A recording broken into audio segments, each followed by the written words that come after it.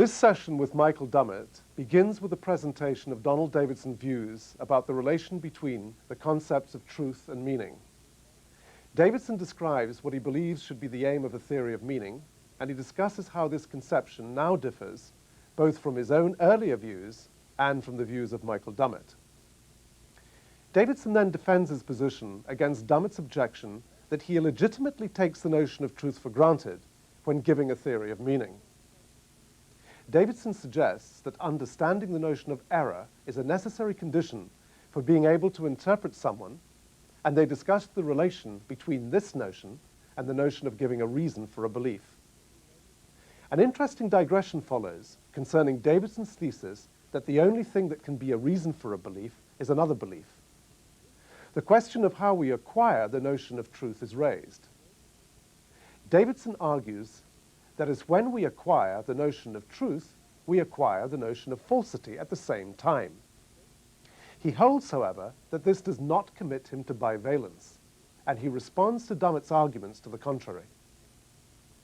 In the remainder of the session, the relationship between truth and justification is explored.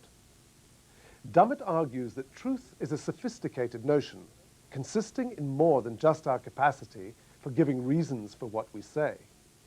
Davidson denies this. He suggests that we can recognize something as a reason for something else only if we can recognize that the truth of one supports the truth of the other.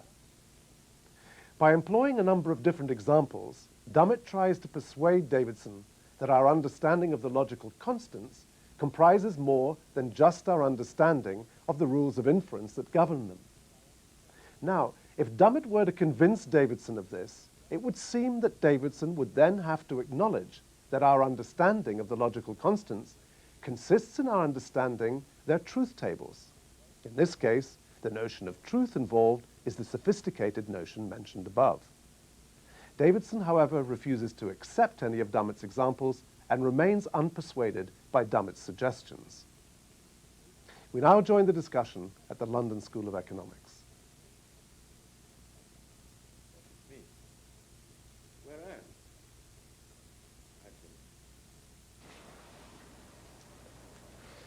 I'm delighted to welcome our next guest, who requires no introduction in the world of philosophy. Michael Dummett, Emeritus Professor at the University of Oxford, has agreed to join us to discuss with Donald Davidson the topics of truth and meaning. Michael. Right. Well, Donald, I once made a criticism of you. I don't know whether you have read it or not. And it goes like this. If you consider the classical theories of truth, I mean, correspondence theory, coherence theory, and so on, as they were classically framed, the objection to them, as it seems to me, is that they explain truth, assuming that meaning is already understood, because they treat truth, they define truth as a property of propositions. And so if you want to know whether a sentence uttered on a particular occasion is true or not, you have to know what proposition it expresses, and to know that you have to know what it means.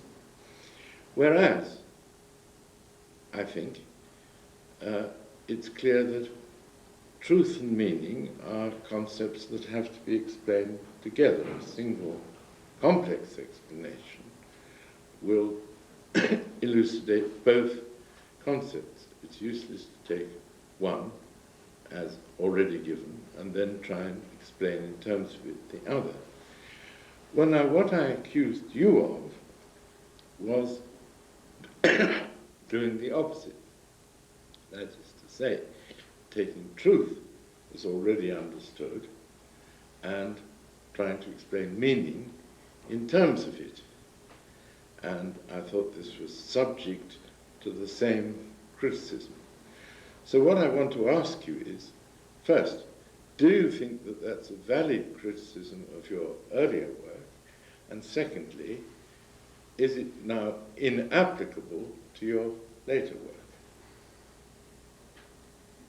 Well, I don't remember your having said this to me before, but I'm not surprised if you did. Right.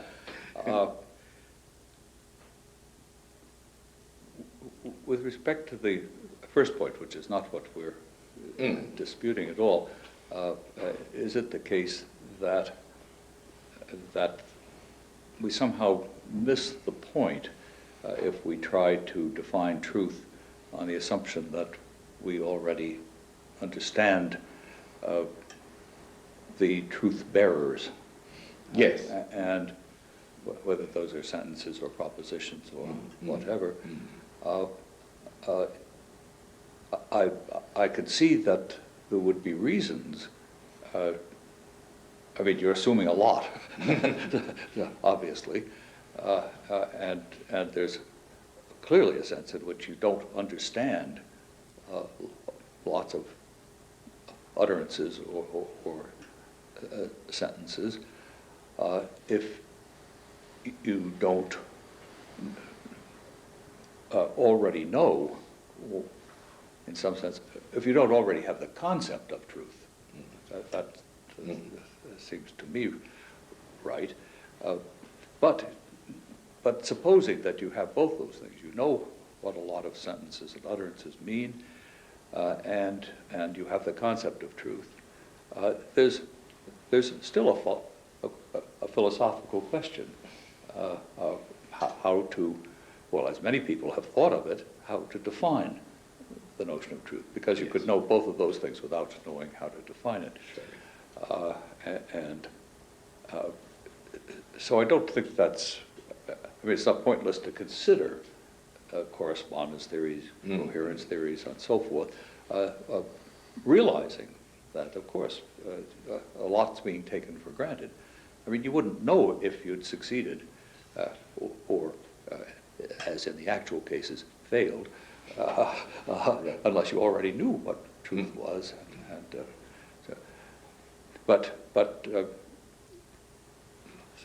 So now, could I or should I defend my own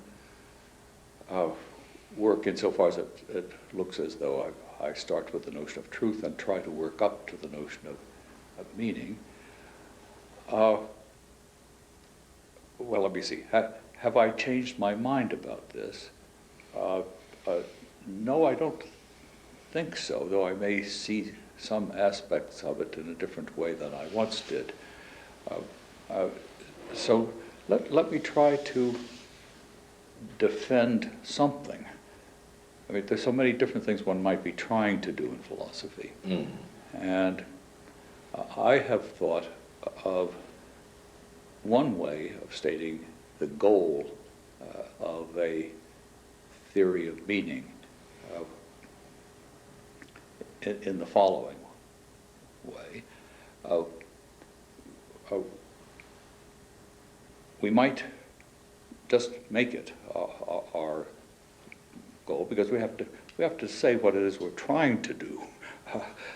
And there's certainly lots of different things somebody might be trying to do. Here's what I thought of as being worth trying to do. On the one hand, describe what something such that if somebody knew that about a speaker, they would understand what the speaker was saying. And on the other hand, explain how such an interpreter could justify the claim that this was a correct theory without begging the question. And now that's where it becomes delicate, because you're suggesting that perhaps I do. And it's true that I mean, there's a little change in my views, or maybe it's not so little. I started out by imagining that what we could begin with was our ability to recognize when somebody was saying something that they thought was true.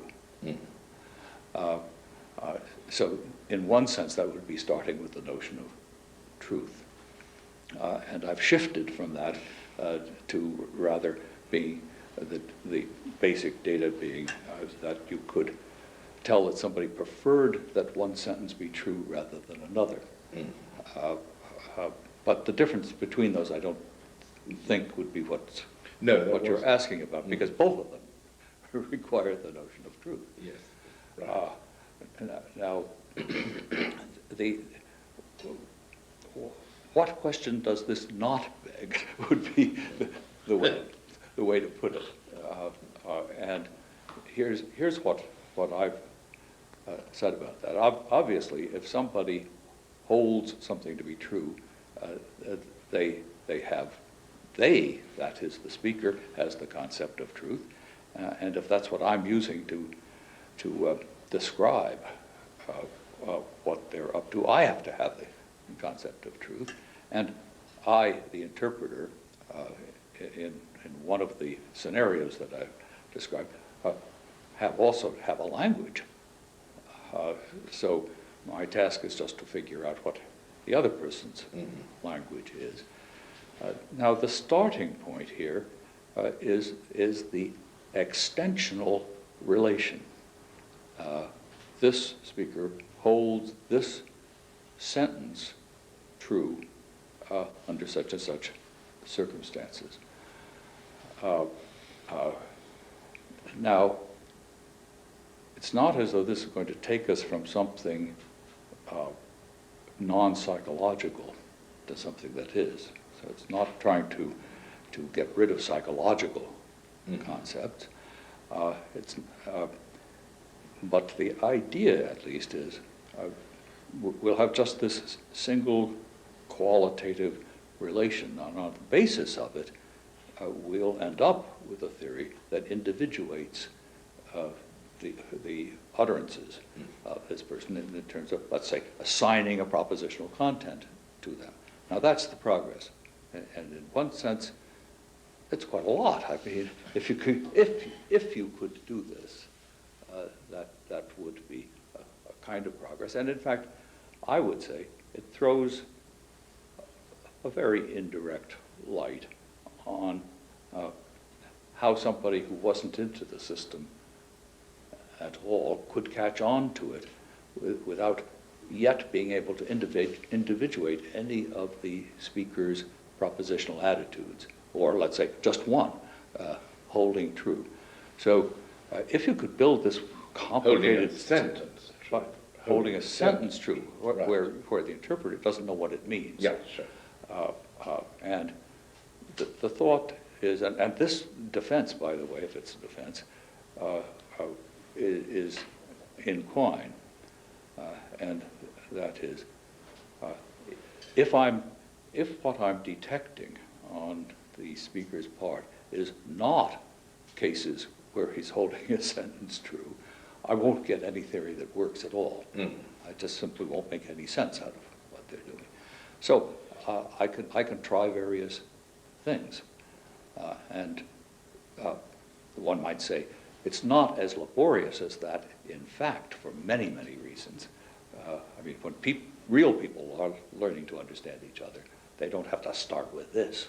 They start with an enormous advantage. So this is not an account of how people actually do it.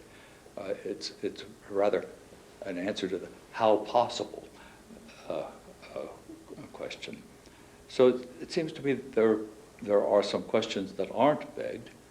On the other hand, it certainly doesn't accomplish all the things that somebody might hope to do, such as reduce the intentional to the extensional, or something really ambitious and impossible. Right. Well, I think I have had a more ambitious aim for a theory of meaning than what you have just described, and what indeed you've stated quite clearly in some of the things you've written.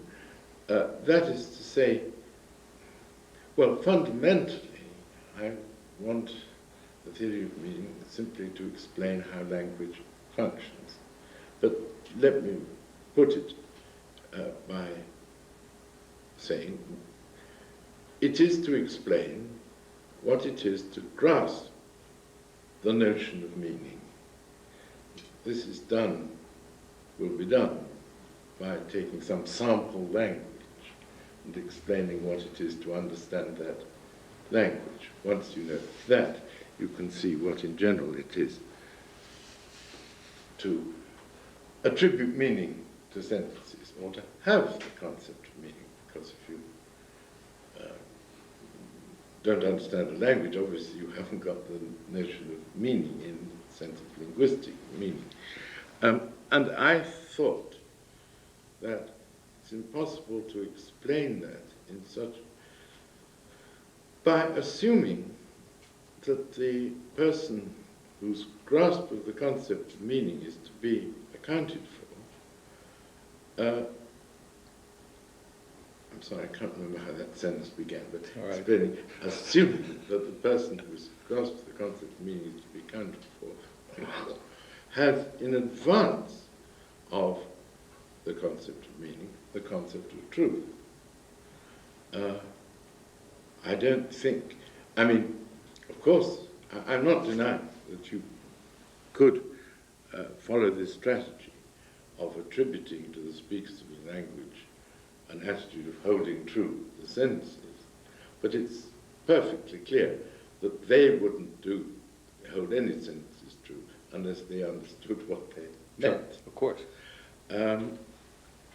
So I think it was in the light of that rather more ambitious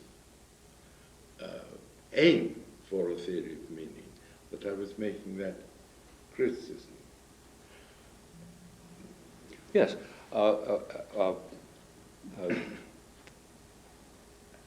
not criticizing that ambition.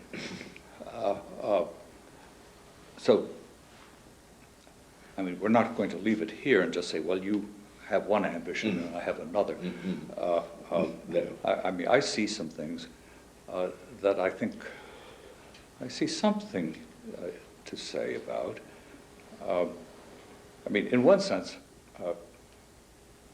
what it is to grasp. Well, I'll say, here is what somebody has grasped if they understand a speaker.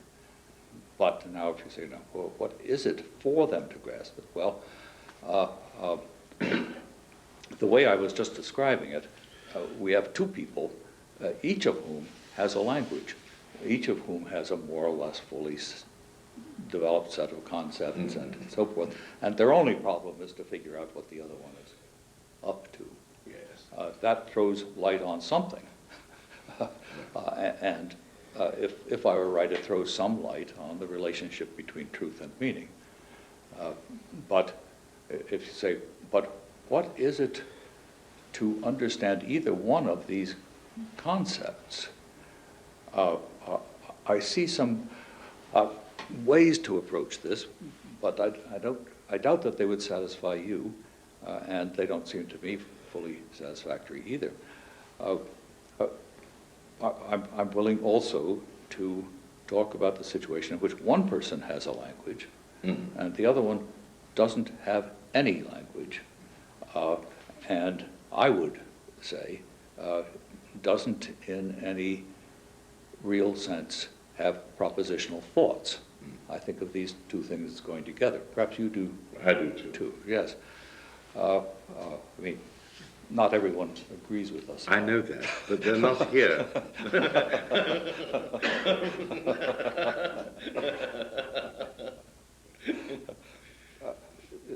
Now, here I think I can describe some elements in the situation in which a person without language or thought can be brought into the community of speakers and thinkers.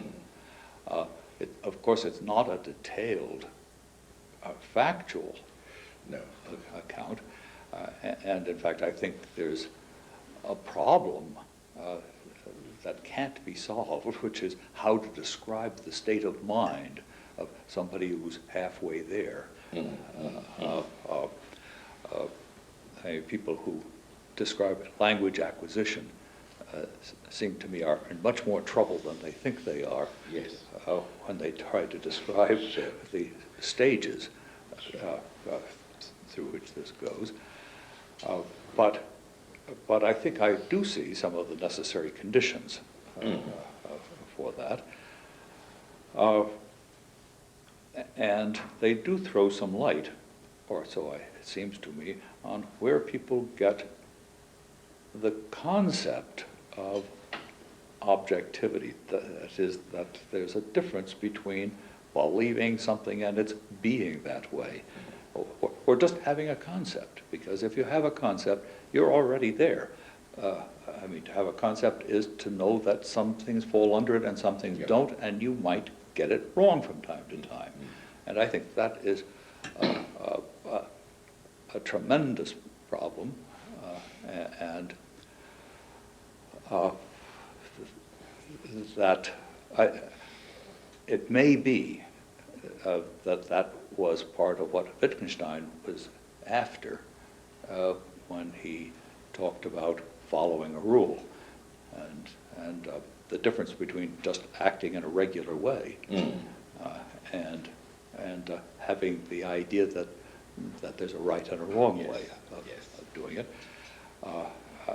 And his answer to that, or his hint, or maybe what he has suggested, I don't want to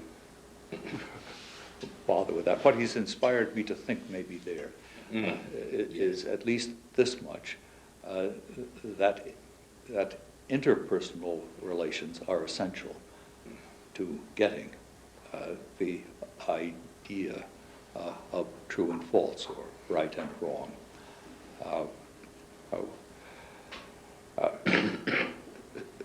Now, I don't. Here again, what I'm interested in to start with is just the necessary, or some of the necessary conditions for having the idea of right and wrong, or true and false. Now, I guess I would still follow the policy of saying that comes at the same time that one is learning the simplest concepts, which are propositional, really, because I mean, just yellow, rabbit, mama, and so forth are sentences, and they're right or wrong. So content and the notion of truth are certainly coming together right from the start. So in that sense, I think I'm completely with you. But my way of thinking about this is perhaps not at all what you would consider satisfactory or the right way to do it. Then there's the even simpler situation in which neither person, or take a larger group, it doesn't matter, has these concepts, and they somehow work their way into it. And that seems to me even harder to speculate about. But I think still one can speak of some of the necessary conditions for this, which are quite complex. And I think they throw some light, but only so much, upon this wonderfully mysterious business of breaking into thought. Right. Well, I guess with my first question, I was aiming perhaps to get you to drive a wedge between your earlier work and your later work. Well, perhaps I was to some extent in what I was saying just now. Yes, that's what I was going to say. I think so, because with this business about error, I'm entirely in agreement with you that the conception of being wrong, or the possibility of grasping the possibility of being wrong, is absolutely essential to the understanding of at least the esoteric use of language, and hence of judgment. So I don't quarrel with that at all. It seems to me that you make a different use of the notion of error now in what you just said and have said on previous occasions. For example, your talk at Reading, which I had, the recent conference. It seems to me that that's quite different from the use that you, and much better from my standpoint, than the use that you made of it in your earlier work. In your earlier work, if I understood it correctly, the notion of error comes in because trying to construct a theory of meaning, and that means from your point of view a truth theory, for a particular language, you start off by noting the conditions that obtain when people, speakers of the language, hold a various senses true. Then you try to construct a truth theory that matches that as well as possible. Right. It never matches it perfectly if it's to be a theory built by recursion on the words of which the sentences are composed. And so you attribute the mismatch to errors, mistakes on the part of the speakers. There's nothing in that, or there was nothing in that, to say that the speakers themselves must have the notion of error. Whereas you're now saying, what I thoroughly agree with, that they must indeed themselves conceive of the possibility of being wrong. That's absolutely right. At that earlier point, I wasn't. I simply came in at a later stage. Mm-hmm. That is, I was, as you say, taking for granted that the parties, interpreter and interpretee, had the concept, had meanings, and so forth. Yeah. And it was just throwing light on a much more modest question, right. Though not all that modest, but more modest, that's right. The more modest question, what is it about speech and action that make them interpretable? And there my interest was much more in the holism. I mean, how much we actually have to understand if we're going to understand anything. And the interrelation between belief, desire, meaning, and so forth was in the forefront. But I'm happy to say, I mean, in agreement with you, I didn't appreciate the problem. I wasn't thinking about it.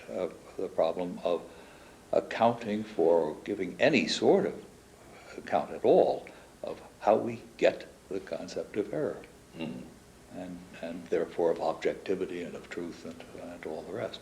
Right. Yeah.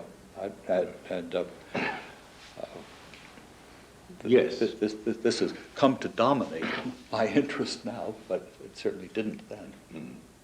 Yes, it's essential to attribute a grasp of the concepts of error, or concepts of right and being wrong, or having said something right and said something wrong, to the speakers. Because if it's just a description of, as it were, a natural phenomenon, there are these speakers who make these noises and behave in certain ways, then it seems to me that invoking the concept of error to explain the mismatch between your theory and what is observed is just like, well, you've got a theory of gravitation, right, and then the planets don't quite, their movements don't quite accord with this theory, and then you say, well, the planets make some errors. Yes, no, I think that's right. I think that is the right way to put it. It's like saying that a dog has made a mistake. I mean, if it doesn't obey your order, or it's hunting for something that goes in what we would say is the wrong direction. Right. But it hasn't got the idea that it's making a mistake. No, quite. Sure. It's we who have the idea that it's making a mistake. No, I think that's absolutely true. Now, I want to pursue this See, it seems to me that if you want to explain the genesis of the notion of error, or even what it is to grasp the notion, you have to talk about the activity of defending, or giving reasons for. I mean, this is a salient feature of language. Someone says something, somebody else refuses to accept it or challenges it, then you give reasons for it, offer grounds for it, perhaps he offers grounds against. So, reasons for and reasons against. I don't see that it's possible to explain what it is, or how we come to grasp the notion of being wrong in what one said, or being proved right, without an account of these parts of language use. I don't know if you would agree with this or not. Well,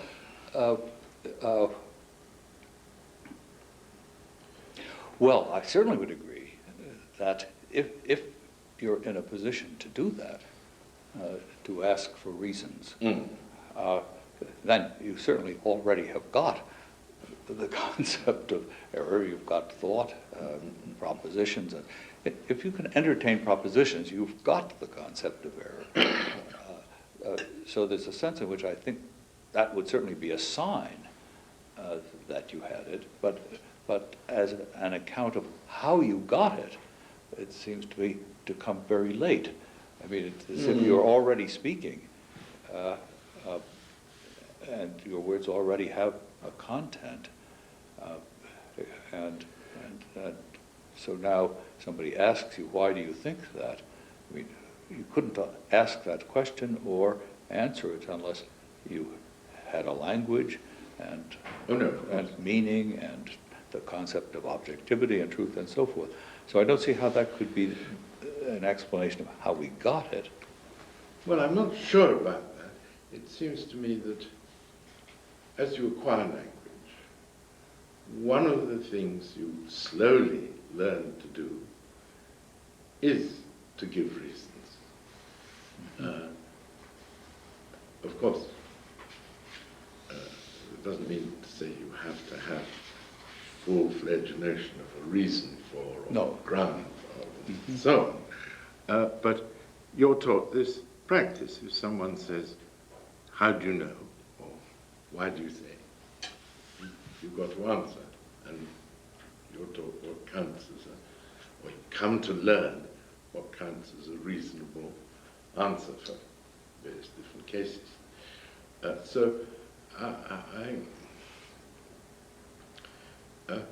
I mean, we have the very early stages.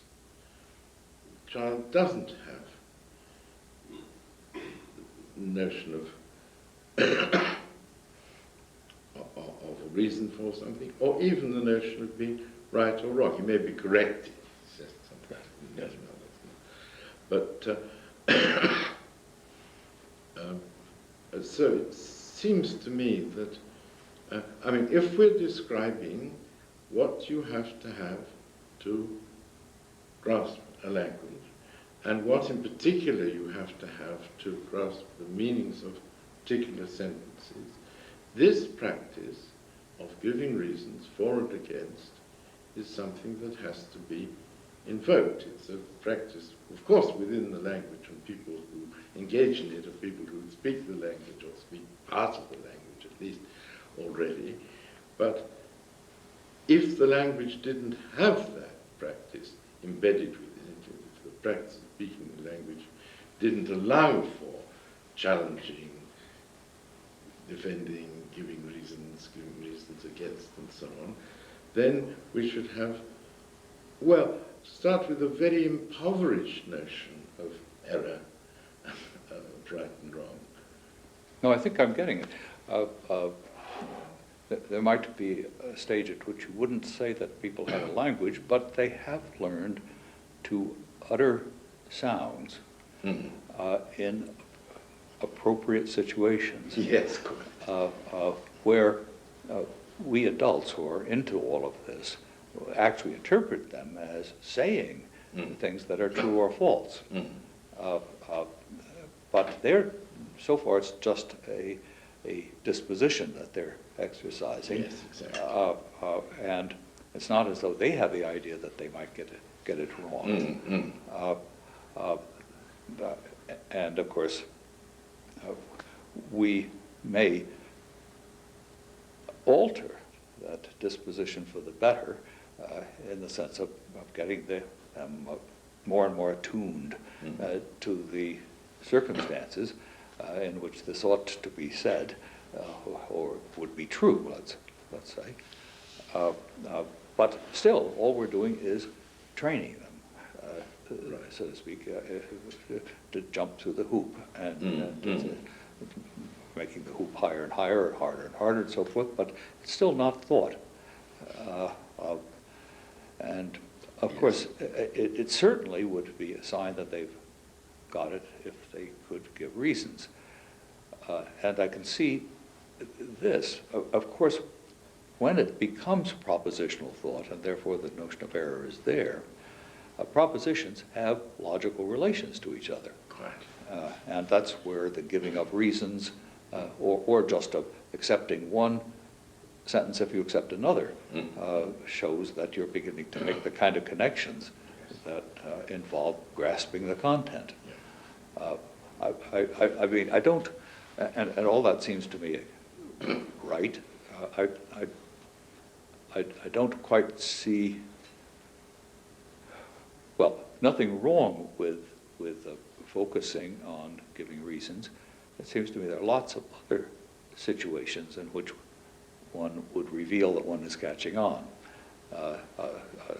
such as knowing that one hasn't followed an order, which could be revealed in various ways. So I think there are lots of things that might be taken to be adequate signs, actually, that one has grasped this point. But anyway, we're working on exactly the same thing, it seems to me, at this Yes. at this point. I guess I perhaps by accident started a slightly different place, and that's just a historical remark. I've come to see the reasons for emphasizing ostensive learning. That is, situations in which two or more people are reacting to the same thing in the world. And I see this as a situation which is much more elaborate than it seems to be, because it isn't just that they're both reacting to it, they're reacting to each other's reactions to it, which is absolutely essential to making it actually the ostensive situation. And I see this as the primitive situation in which the notion of error can find a space. Not that you can't have this triangle without the notion of error. You obviously can. Animals do it all the time. But it leaves room for it. And it seems to me nothing else can. So I've begun to appreciate, or think I appreciate to some extent, the emphasis that Wittgenstein always put on ostensive learning, because it stresses the social nature of the situation in which error can make sense. I entirely agree with what you said earlier about the necessity of interaction. Right. I mean, perhaps this is the point at which I might introduce a slight digression and then come back. How important for you is this thesis that the only possible ground for a belief can be other beliefs? How important is it to me? Well, I mean, is it a matter of just an understanding of the word ground, or is it something much deeper? Well, it is partly, yes, it is partly a matter of understanding the notion of ground. That is, what I said was only a belief can be a reason for another belief. I'm sorry, I used the word ground. Yes, I didn't use Wrongly. the word ground, I used the word reason. Well, I misremembered. Yeah. I'm sorry. Okay. But, I mean, the idea is extremely simple, and it is that for one thing to be a reason for another, both of them have to have a propositional content. Look, I say, oh, we've run out of coffee. And you say, why do you say that? Well, you've got no reason to say that. I go to the cupboard, I open it, and there's no coffee there. I say, look, it's gone. Now, have I given you a reason for the truth of what I said, or have I not given you a reason? Or have I induced in you a belief which is then a reason? That's what I would say. Mm-hmm. I mean, of course, given me a reason. Well, by opening the door, you gave me a view. Right, of course. Which caused me to believe something that is in the strict sense a reason. Yes, yes. I mean, if on opening the door I had looked, but not noticed that there was no coffee, I wouldn't have had any reason to. Sure. Though I feel like saying the following. That means you don't see perception as a channel of information. Certainly I do, in the following sense. I look and I am caused to believe that things are a certain way. And there's a good reason why I'm mostly right. But that reason is not my reason for believing it. There's a good reason as a philosopher for me to say that most of my perceptual beliefs are true. And that has to do with how they came to have the content they did. Right. Okay, I won't pursue that any further. I don't think there's a serious dispute. Oh, wonderful. I'm so glad to hear it. No, I just wasn't sure whether the thesis went very deep. And so far as I can see, I may be making a mistake, but then... Yes, I'll tell you the sense in which it goes deep. It's a trivial claim in itself, but it's like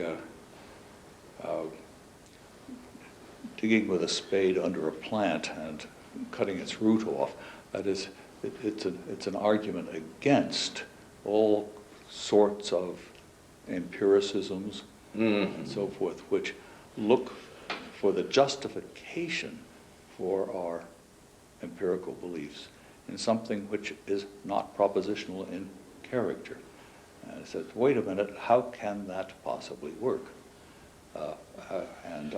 So it's a way of, it's part of a general policy to discredit appeal to some kind of epistemological intermediary between the world and what I believe about it. I wasn't wanting to argue for any such intermediary, but there may be a disagreement between us about what perception is. I mean, if I said, well, perception is or is often propositional or quasi-propositional in character, you would want to reject that. No, on the contrary. I say, if I perceive that something is the case, then of course I believe that it's the case. Right, of course. So that's propositional as can be. Okay, okay. There isn't something propositional before that, so to speak. No, okay, okay. I think we're not in disagreement. Anyway, so that was a digression, really. On this business about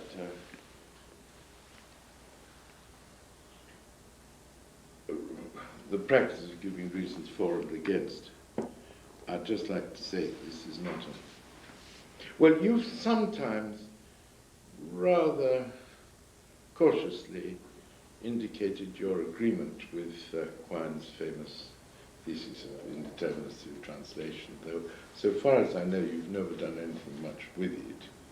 I don't think there's much to do with it. I think it's a trivial doctrine. I see. I see. Well, at any rate, the arguments as given by Quine for it rest solely on constraints on translation that are arrived at by a process of peering at people and seeing what stimulations they receive and what they assent to. And it pays no attention to, of course, because it's in this fantasy situation of the so-called linguist in his bush hat peering through the undergrowth of these natives. It pays no attention to something which you have to learn a great deal more of the language even to begin to recognize, namely the giving of grounds or reasons Right. for and against. And it seems to me if you allow those to impose constraints, the argument for the indeterminacy is very much weakened. It is. It is. As I see it anyway, the main place that it weakens it is with respect to the interpretation, as I would say, rather than translation, the interpretation of anything that's even slightly theoretical in character. Because our only clue to how to interpret those terms is their relations of evidential support. Yes, right. With each other and with the more directly observational beliefs that we have. And without any clue to that, I see, I mean, he would be as much of an indeterminist as Quine is. And his indeterminacy mainly has to do with the more theoretical it came, stuff. I mean, yes, it came to. At first it looked much more all-encompassing. Yes, no, I'm completely in agreement. I mean, I don't have anywhere near as much indeterminacy in my views. Neither do I think that the only logical constants that we can get a grip on are the pure sentential connectives. That seems to be equally wrong. We've got just as good a grip on quantificational relations.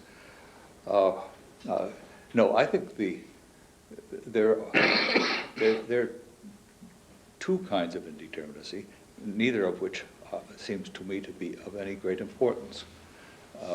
One is any method, I would say, and here I'm sort of interpreting Quine in my own way, say, our grip on what people mean by what they say depends upon our having some grip on what they believe and what they want. And there are cases, maybe quite a lot, where we can accommodate all the facts equally well by supposing that they mean the same thing we do by a certain word, but believe something different, or accommodate it by saying, no, they just simply mean something different by this word. And there's no point in trying to decide which of those is right, because nothing is going to resolve it necessarily. I mean, of course, in some cases you can resolve it. So that's one kind of indeterminacy, which seems to be relatively trivial. And the other form, it just has to do with the internal workings of our semantics, what Quine calls its scrutability of reference. Yes. And there, although my skepticism doesn't reach quite to the extremes that his does, nevertheless, I think we can readjust the way in which we map the parts of sentences onto objects in a completely systematic way, where it will make absolutely no difference to how we understand somebody.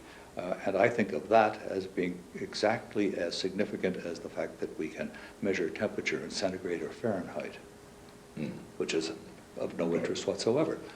So it's harmless. But it does carry a certain lesson, and that is our understanding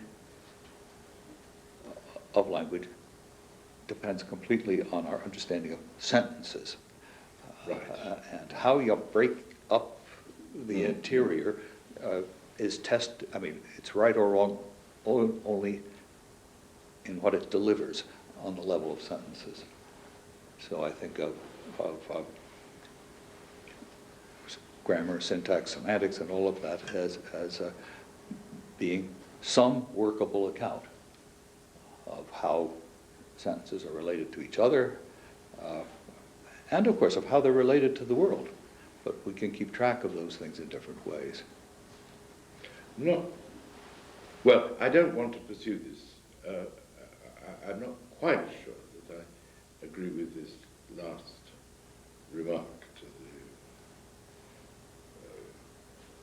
as far as you wanted to push it, because it isn't just a theorist's business to split sentences up into words and explain how they... It's part of how we ourselves understand what people say. Oh, absolutely. All right, well, let's not pursue that further. I'd like to get on to something different. Perhaps I'll ask you this. We've talked about the notion of truth and whether how one comes by it, or whether one has to have it in advance, or whatever. But what about falsity? How does one come from the notion of falsity? I think we come upon both of them at the same time. I thought you might think that. But I think you can say that without deciding whether in your semantics you want to say there are certain sentences which might be true, they might be false, and they might be neither. Sorry, could you just repeat that? Yes.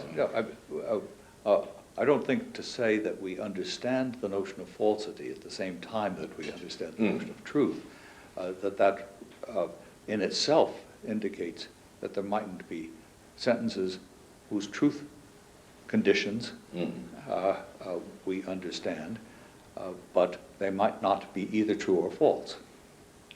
That's a hard saying, if I may say so. I mean... Okay. Well, saying that they go together usually goes with thinking must be one or the other, or it's the other just in case it's not the one, and the notion of negation is thereby taken as primitive or something. If there are sentences whose truth conditions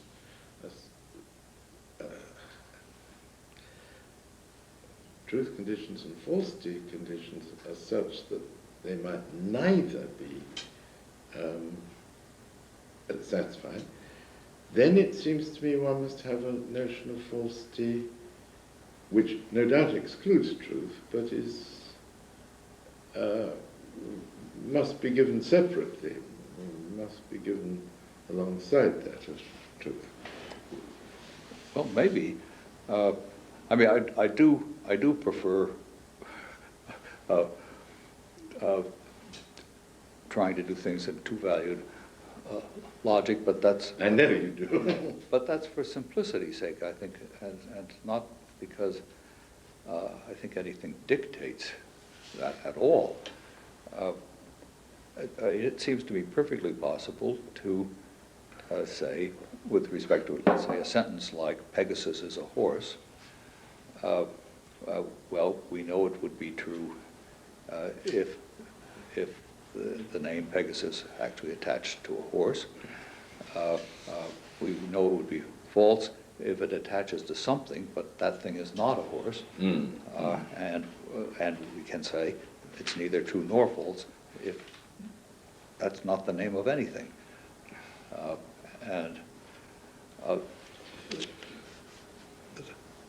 It seems to me you can say all that,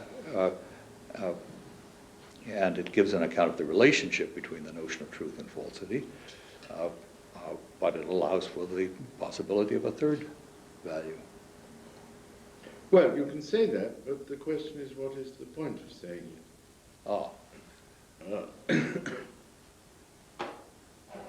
The point of saying it is that it makes some people happy. Well,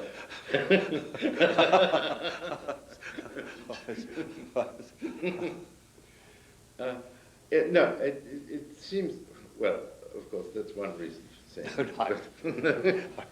But if someone puts that forward strongly as a semantic view, he is taking it that falsity is a notion with, as it were, equal rights with that of truth. That's right, yes. And to know, to grasp the meaning is to know the conditions for it to be true and the conditions for it to be false. Then he has to explain what's this notion of falsity? Well, yes, but you might say that the condition for it having a truth value is the same. Namely that Pegasus names something. Now, given that, if it does, then it's either true or false. So it's not as though we have to give different conditions for it being true and for it being false.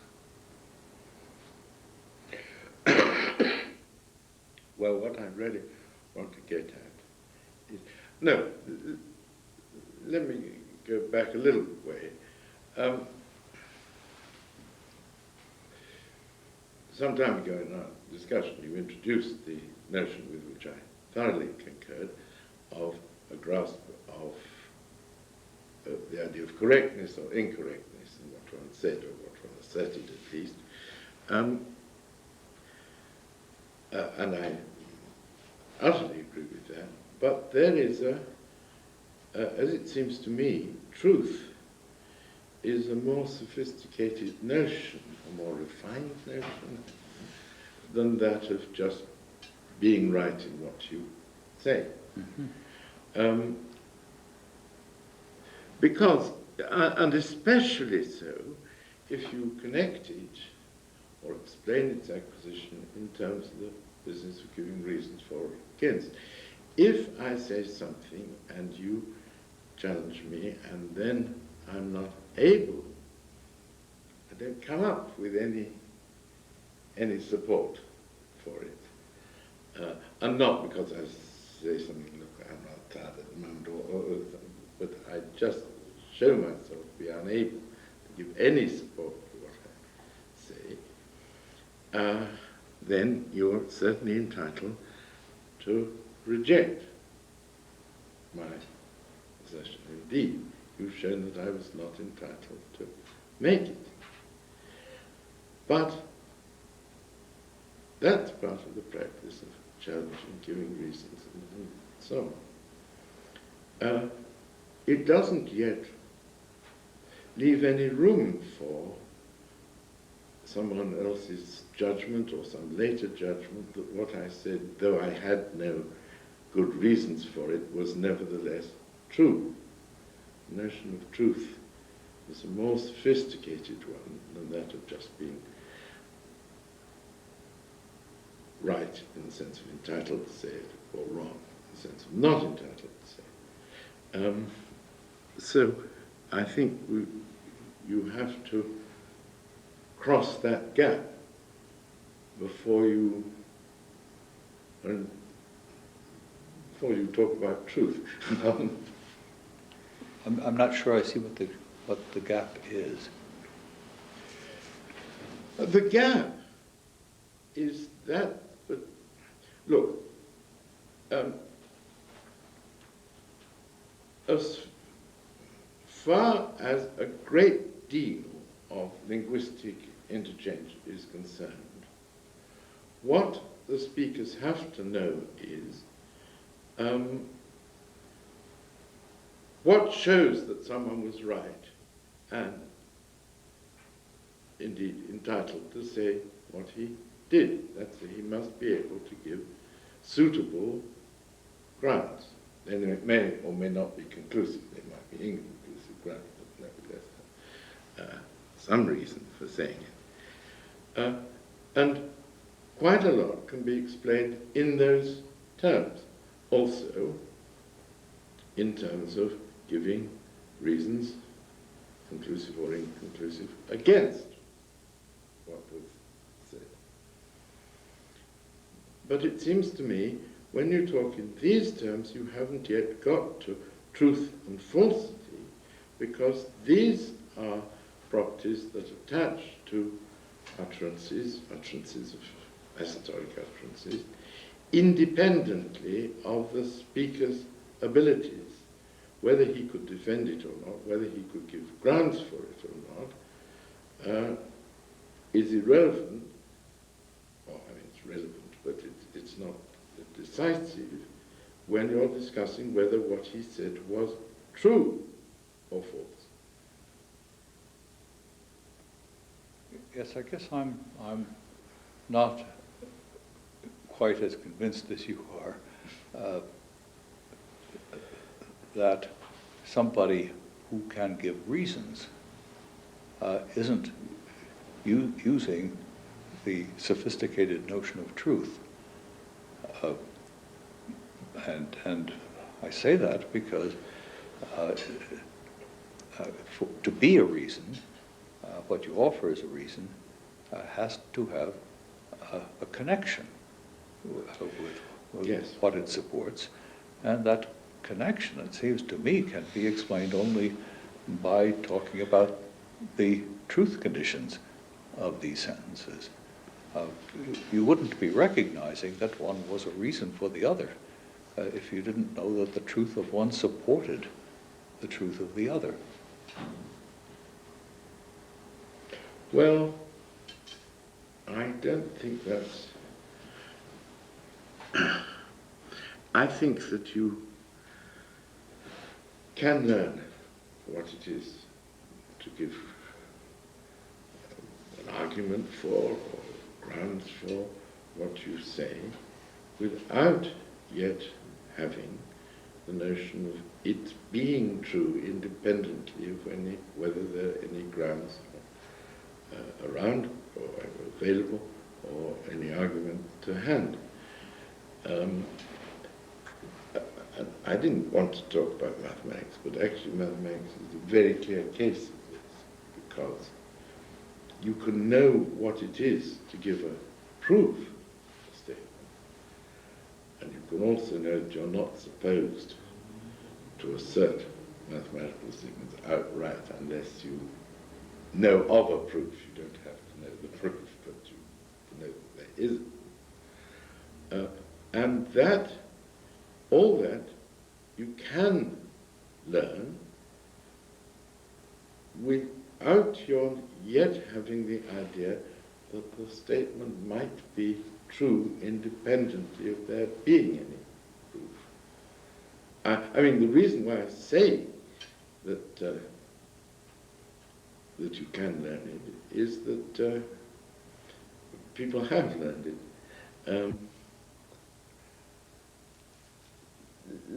Let me get to where I wanted to be in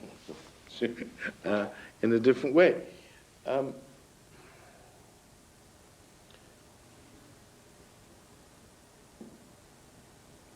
Well, you talked about the logical constants a little time ago. Well, look, let me ask it this way. You've got a truth theory, which a theory about the application of the predicate true to sentences as uttered on application. And it will have in it some clauses about the logical constants. For each of the logical constants, it will Absolutely. have a clause. Right. Now, how far is it right to say that these clauses reflect that in which the speaker's understanding of the logical constants consists? I mean, the clauses, for the sentential operators, they're essentially the truth tables. Okay. Yeah. They're the only, it's not as though I see there being two different kinds of things to determine. One is what is functioning as conjunction for them, if anything. What's functioning as negation. There better be something. Right. And how do I know that they understand that? I'd say exactly the same evidence shows both of those things. It's not as though those are two things that we can determine separately. This is their conjunction, this is their negation. Now let's see if they use it right. Yeah. I mean, how they use it determines that that is their conjunction and that is their negation. Yes, but the clauses in the truth theory use the word true, and I don't know whether they use the word false or just have not true, but anyway, they have things. I see that as a choice. Ah, okay. Yes. And what I was trying to ask was, does the how they use them, that really is a matter of what rules of inference governing them they accept or recognize or use.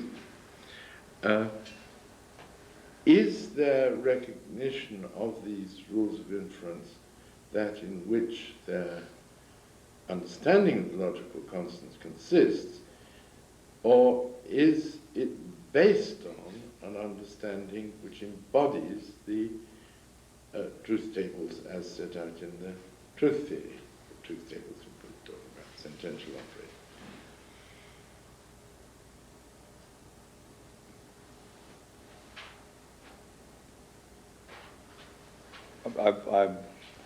I'm hesitating so long because I'm trying to think where we stand when we ask this question. If I'm an observer and I'm asking myself, how do they think about the logical constants? Then there's a sense in which that is a question with a very secondary interest for me. I mean, I think I'm going to find out what they mean by those constants by observing the inferences they actually make. Of course, when I get to know them pretty well and can talk with them, I can ask them these questions. And I think there'll be some pretty simple questions where they might give the right answer. Such as, do you think that if this conjunction is true, this conjunct is true?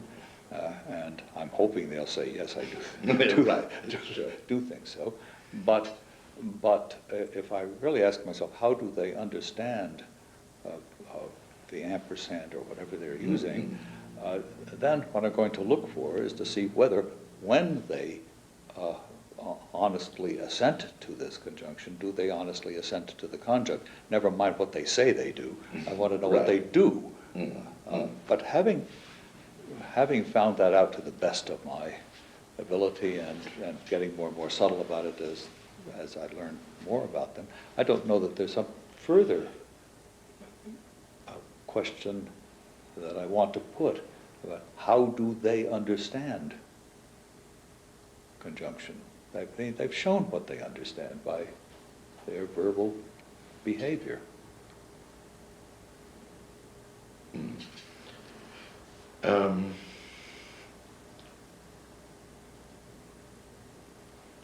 Well, I have some. Let's talk about negation in particular. I mean, the clause in the truth theory says something like, if A is true, then not A is not true. If A is not true, then not A is true. Something like that. Mm-hmm. Yes.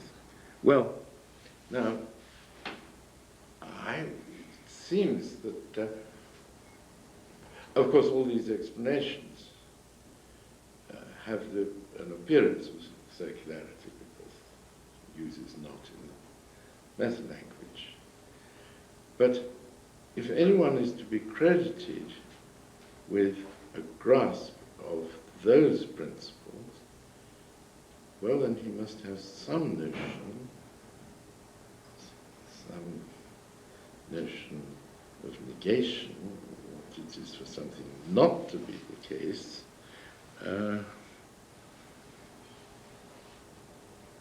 Otherwise, it doesn't make sense to say that he grasps that principle. No, it doesn't make sense to say that if what? If he doesn't have some notion of negation, some conception of what it is for something not to be the case,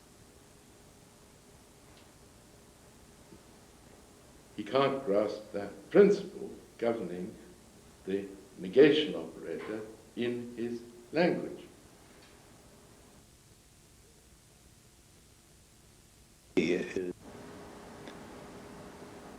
Yes, the thing that's bothering me is is that you seem constantly to be pushing me to try to answer a question that seems to me to have no answer, and that is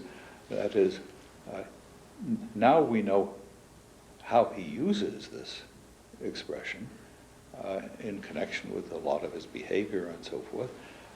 Now tell me what it is that he understands. And I don't feel as though that there's something left over to find out.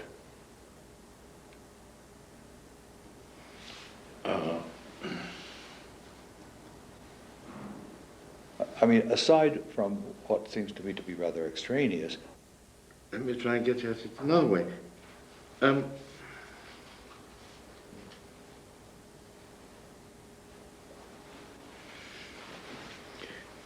You speak as though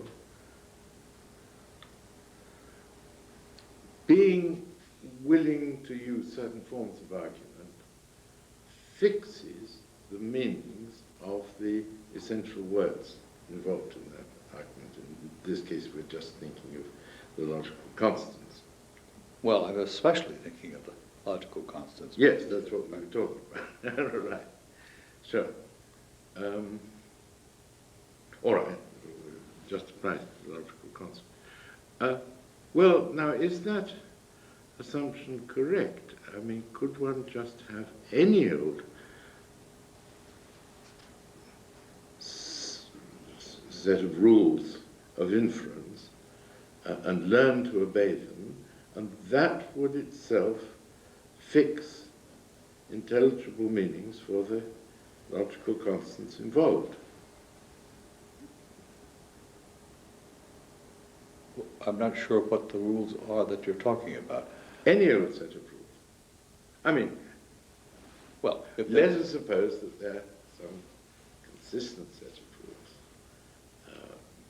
because if they're not consistent, perhaps they'll run into a mess quite quickly.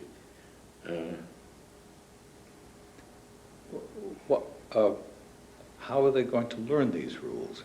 I just taught to argue that way. They imitate others. And everybody accepts such reasoning, and We tell them Perhaps we don't tell them, perhaps they just imitate. I mean, how do we... Your speakers obey certain rules. Right? That they infer A from A and B, with your example. Well, no, I don't see them following rules at all. I see them behaving this way. I'm the one who's cooking up the rules, not behaving in accordance with certain principles of influence. Was that not what you meant? Yes, but that's not exactly how I think is the best way to put it.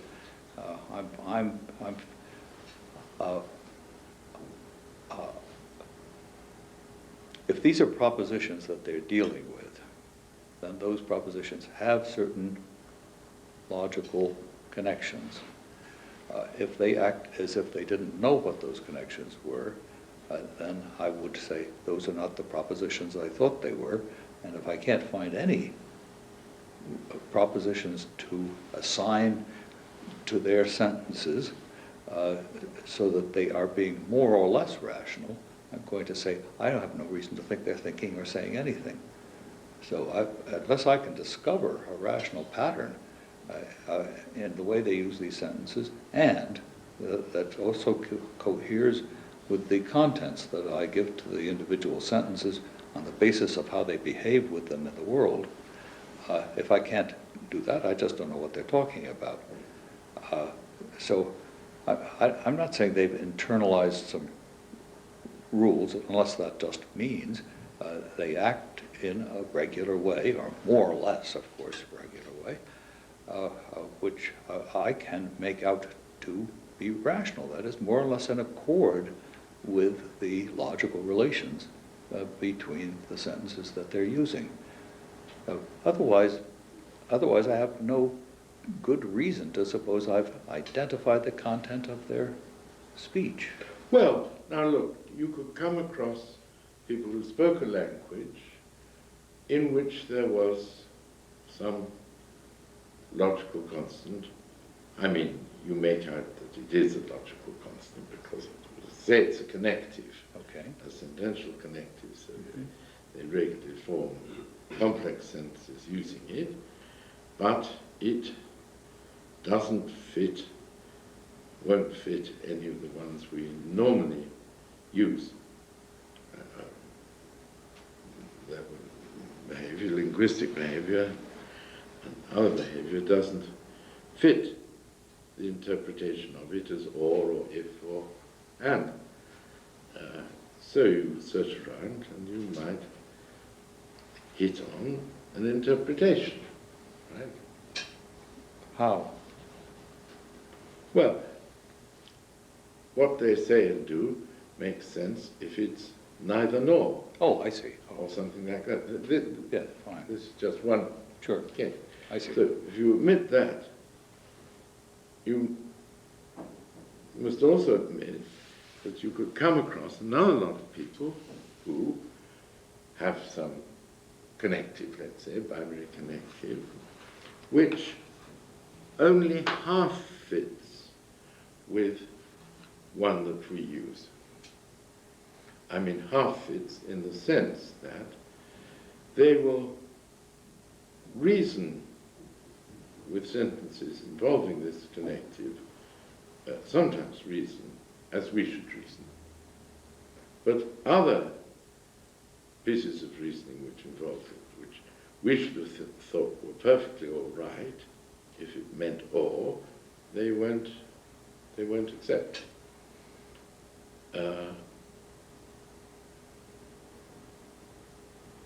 Well, that's a possibility, is it not? I mean, are you just going to walk away from them and saying, I can't understand what they're saying? Oh. Well, that's what you just told me to do. No, you said you would do that. Well, I mean, this is one of those science fiction cases where I don't know enough to know what I would say. Maybe I say, I understand some of what they're doing, but not very much. But look, here's the thing. We have these two kinds of clues to what people mean by what they say. One is the connections between, let's say, some of their simplest sentences and the circumstances in which they use them, how it matches up with their behavior. Yeah. The other sort of clue is the patterns, whether you call them patterns of giving reasons, or you just observe that if they say this, then they say that, and we have interpretations of these various sentences which go right to their connections with the world. On the one hand, we also have some idea of which they think of, which of these supports others. That both of these have to fit together for us to get a coherent picture of what they're talking about. Now, you say, well, suppose that we don't find a very good fit. I mean, within our own apparatus, it's not only that we haven't found it, but I think you want me to imagine that we couldn't. I mean, it's not there. Now, what should I say? Well, there's no point in asking me in a vacuum what I'd say. I mean, we understand other people just more or less, even when we speak as we put it the same language. There's some things we get, some things we don't get. Now, maybe that's the case here, or maybe the case here is it's so bad that I'm just not sure of much of anything about what I mean. And there are just all these different degrees, it seems to me. Yes, I wanted there to be no exact fit with our language. Right? Yes. It doesn't fit any of the ordinary connectives that we use. We can't find it, or even a complex translation, Right. that would make it all right. But nevertheless, there's a perfectly clear regularity. You can, if you take the trouble, work out what are the forms of inference that they do accept and what are the ones that we should accept that they don't. You could even perhaps, if you wanted to take the trouble, formalize the logic that they were using, give the rules of inference for their language. Now, I mean, in Wittgenstein, there are frequent remarks to the effect that, I mean, you must never say that people reasoned wrongly, not individuals, but a whole community, Mm-hmm. right? Can't say that they reasoned wrongly. They reason as they reason, because the way they reason fixes the meanings of the logical connectives that they use. And that's the idea that as long as you had any, let me say, coherence, so as to rule out the possibility of actual inconsistency, any coherent set of rules, even if they're not our rules, there will be a perfectly good meaning. The meaning is simply meanings for the logical constants. The meanings are fixed simply by the rules that are observed.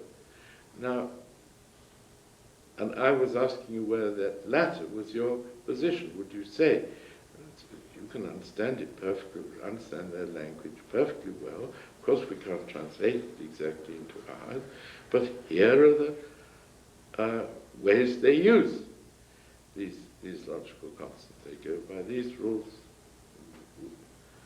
exclude those. Or has it got to be translatable into our language? My view is yes. It does have to be translatable. You're some kind of chauvinist. Well, that's one way of looking at it. Another way of looking at it is the notions of thought, language, meaning, and so forth are our notions. They're not something that was given to us by heaven.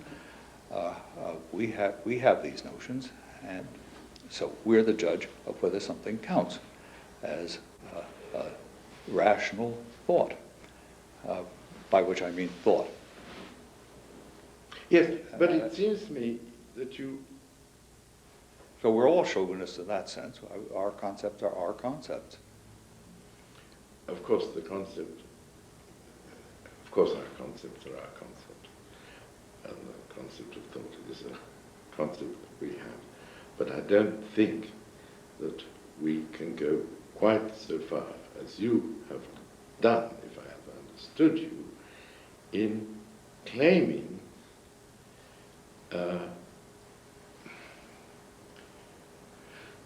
to confer meanings on the words of our language and to deny that others might confer meanings which don't fit ours exactly in the same way.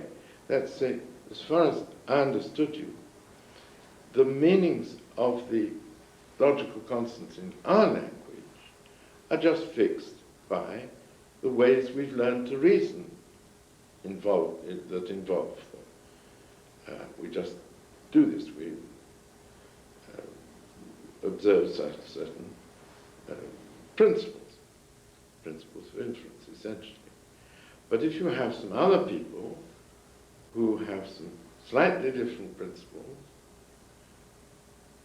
which don't exactly fit ours, you don't say, oh well, they've given their logical constants different meanings, which are shown by their observing these rules.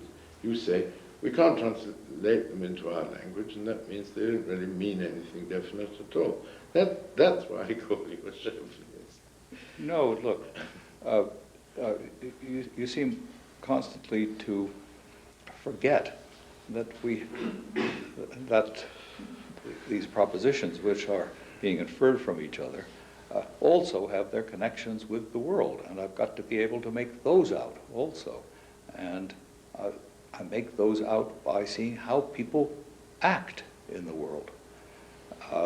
And if that doesn't fit, I haven't got any clue to the contents of the things which are being connected by the logical connectives. So these things have got to go together.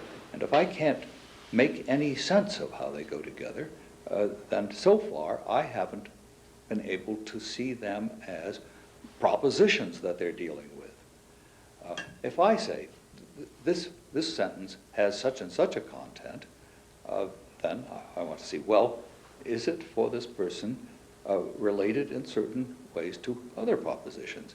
Now, if they're not, then I'm not going to say they just reason differently than I do. I say those aren't the propositions I thought they were. So we can't just ignore the contents of the propositions and look at the patterns of inference, because we don't even see it as inference. We just see it as a formal system. Oh, look, people have argued, I mean, this brings us back to mathematics again, I suppose, but people have argued about the validity of certain forms of, sophisticated forms of inference. Axiom of choice is essentially, it's a rule of inference. People argue quite bitterly, is that valid or is it not valid? Now, there was no real question about whether they understood, or if there was a question, it was, again, a very highly sophisticated question about whether they understood the rest of the language. All right. It was a matter of arguing about what the quantifiers really mean, and then they had to appeal to ideas they had about what quantifiers ought to mean, and so on. So it's perfectly possible for people to disagree about, even to be shown that they ought to accept a certain rule as valid, which they hadn't previously thought of as valid, in accordance with the meanings they already attached to the words. It isn't that one can say, well, I give these people up. Sure. Well, the trouble is that we've gone from this extremely primitive situation where we're trying to work out what people mean by what they're saying and how to translate not and to looking at the far reaches of set theory, where I mean, we have to decide what logical constants we're talking about for one thing, and now we've suddenly got all of set theory. Well, I only gave that as an example. No, but my point is, of course we can argue about something like that when we have got a whole lot going. I mean, where we understand each other very well over a very large extent. And so it's not as though everything is still up for grabs. We just argue about this one thing in the far reaches of set theory. And of course we can do that. Those are the circumstances under which we already understand each other pretty well. And so our disagreements have a grip. But when we're talking about people where we can't really understand some of their connectives, it seems to me there we're still in the situation where we're trying to get the hang of their language at all. Because if we really can't grasp their connectives, then it seems to me we're not sure that we've got the propositional contents of their simplest sentences right. Well, I was talking about a case, an imaginary case, which I haven't even described, but I have in mind a particular case involving a word that behaves much like our word or. And let's suppose we understand the rest of the language perfectly well, and sentences without that word in it seem perfectly okay. And what's more, sentences with that word in it work very like, or usually work, very often work, like the result of translating that connective as or. But we just find they jeer at certain forms of inference which we should accept, which involve it. Well, look, we all have our own store of concepts, and no two people probably are exactly the same. And I unfortunately know quite a lot of people who have a whole bunch of concepts that I don't have at all. And I don't just mean people who know quantum mechanics, I mean psychoanalysts, yes, and astronomers and cosmologists. Yeah, sure. And the economists. yeah, I'm afraid the list is very long. Right. Now I think that doesn't raise any conceptual problem for me. I don't think that introducing those concepts into my language is going to force me to, or force anybody else to understand the rest of what I say in a different way. I mean, it could happen. Not every addition to our set of concepts, whether it's just a new suburb, so to speak, of the old language, where it really doesn't affect the old one, but just is added on, or those rare cases where adding something on really does make a certain amount of change in the rest. These are perfectly intelligible cases, even when I don't understand them. I mean, I understand that it's possible for these things to happen. And I can certainly imagine somebody who has got a sufficient store of logical constants that I can pretty much accommodate, might have something new that I haven't got, in which case I think I probably could master it, and it might be that I couldn't define it in terms of what I've already got. So I master it only just by seeing how it works and whatever explanatory material you're willing to offer me, I'll make use of. So I mean, holism doesn't have to interfere, I think, with this. Where the holism was coming in was the inferences I do understand. And there, I don't see any way to separate the issue of understanding the sentences among which the inferences pass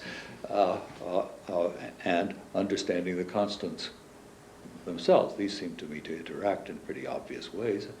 I would imagine you agree. Yes. Look, I'll try once more to approach this yet another way. You're finding me slippery. Yes, I am. Well, you did agree, I think we're in agreement, that if you had people who refused at certain points to reason as we should think they were entitled to, you might be able to persuade them that they ought to do so by drawing their attention to the way they used sentences involving or sentences of the kind that come out as conclusions, or would come out as conclusion if they reasoned that way, in other contexts. Right? Mm-hmm. Draw their attention to that and make them see that they would be entitled to infer this from these premises in a way which at present they refuse to do. Okay. Now, let us suppose that that there is some island off the coast of the Netherlands where all the people are brought up, and the children are brought up, and all the adults speak only in accordance, they reason only in accordance with intuitionistic logic. They refuse those forms of inference which are classically valid, but not intuitionistically. And now you want to apply this process to these people, to show them that they really are entitled to reason in the ways that they have been brought up not to, in the ways that we consider valid. For example, you want to persuade them that if something follows from A, and it also follows from not A, they have a right to assert it. Right? It depends on assuming A is either true or false. They won't use this form of inference because they haven't got it embedded in their minds that any statement must be either true or false. So, now, how do you set about persuading them to reason classically? I'm not sure there's any good reason to try to persuade them. You are slippery. But you should admit that where there's a reason for it or not, it should be possible. Well, if I knew more about the details, I might think there was something I could say. But given no more of the story, I'm not sure that there's anything that I ought to say. Well, I'm assuming that by all the other tests you can apply, the meanings they attach to all the non-logical words are just, I mean, we can translate without trouble. Yes, well, that's the trouble. We're assuming a lot because I want to connect the things they say with things I would say, perhaps in rather complicated ways, but in a way that makes what's going on intelligible to me. But the trouble is, it becomes more and more intelligible the better a mapping I can define between what they say and what I say. And to the extent that that fails, to that extent, it's hard to know how to bring my thoughts to bear on theirs, because there's a misfit by supposition. There's a misfit, but you think, if I understand you, that the only intelligible logical constants are the ones we have, and that those are ones that conform to classical logic, essentially. Well, that wouldn't be how I would put it. Okay. Then please put it. Well, intelligibility to me means finding a rational pattern there, and of course that has to mean for me as an interpreter what I find rational, what I can make sense of.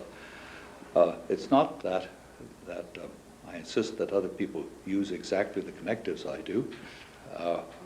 It's rather a matter of my being able to discover, given the conceptual apparatus at my disposal, a way of making contact with their thought in a way that keeps track both of their inferences, that is, makes them rational as far as I can see, and of course also connects their thought with their behavior and with the world. Now, to the extent that I can do that, I've managed to use my apparatus to capture as much as I can of what's going on there.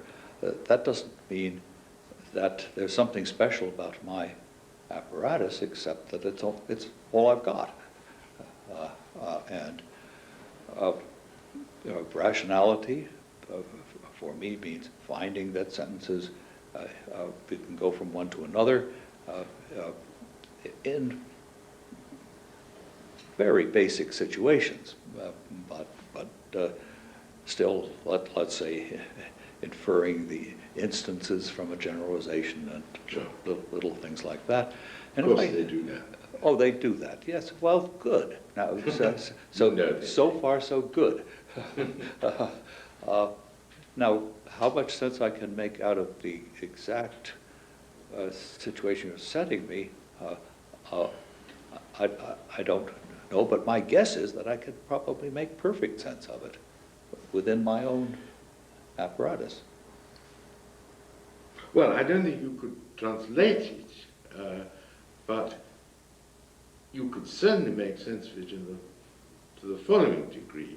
I mean, look, you have a class of students who can teach them intuitionistic logic, and at first it's rather strange, but when they get used to it, they get used to reasoning in accordance with these rules, and they know what would not be a valid inference. Mm-hmm.